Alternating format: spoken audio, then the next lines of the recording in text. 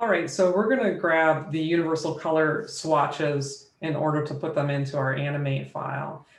So on this particular site, the Jim Crow Museum project, the get the color swatch files in the art and the art page and production guides. So I'm going to click on get the universal color swatches. I'm going to click download.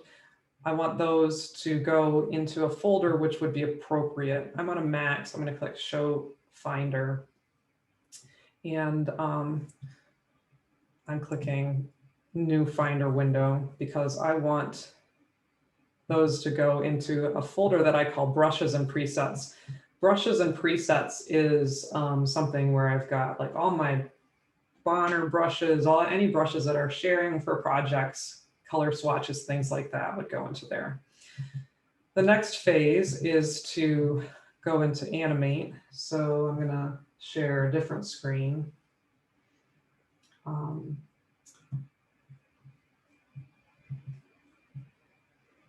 And okay, so for this particular example, I'm just going to create a new, oh, my stuff doesn't like this.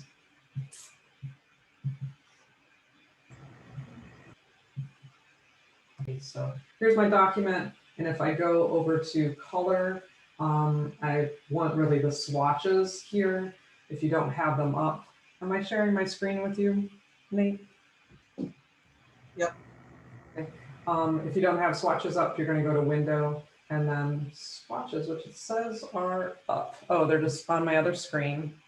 Gotta find them.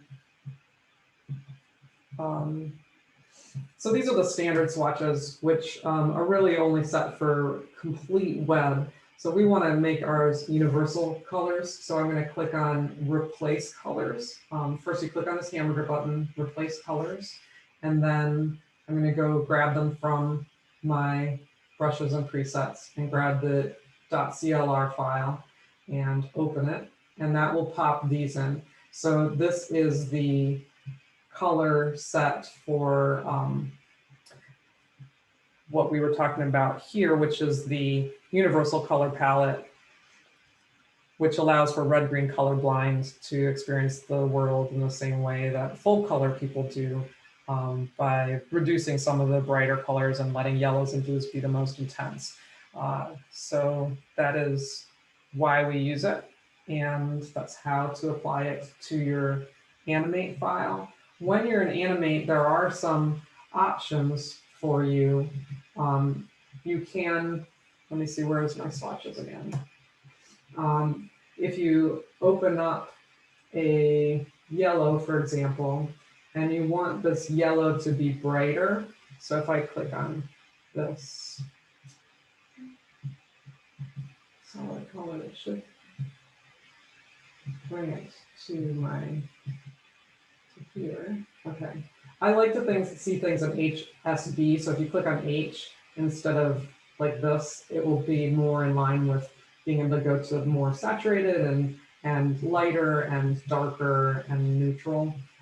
So that's how I like to work. So you can move up, especially in the yellows and the blues. And all of this actually is in context to each other. So these are our starter colors, and then we can work within the relative area of other colors. It's good to have contrasting colors next to each other. So the blues next to the yellows, the purples next to the orange, so that things can really stand out for universal design. Okay, any questions about the universal design color swatches, how to get them in there?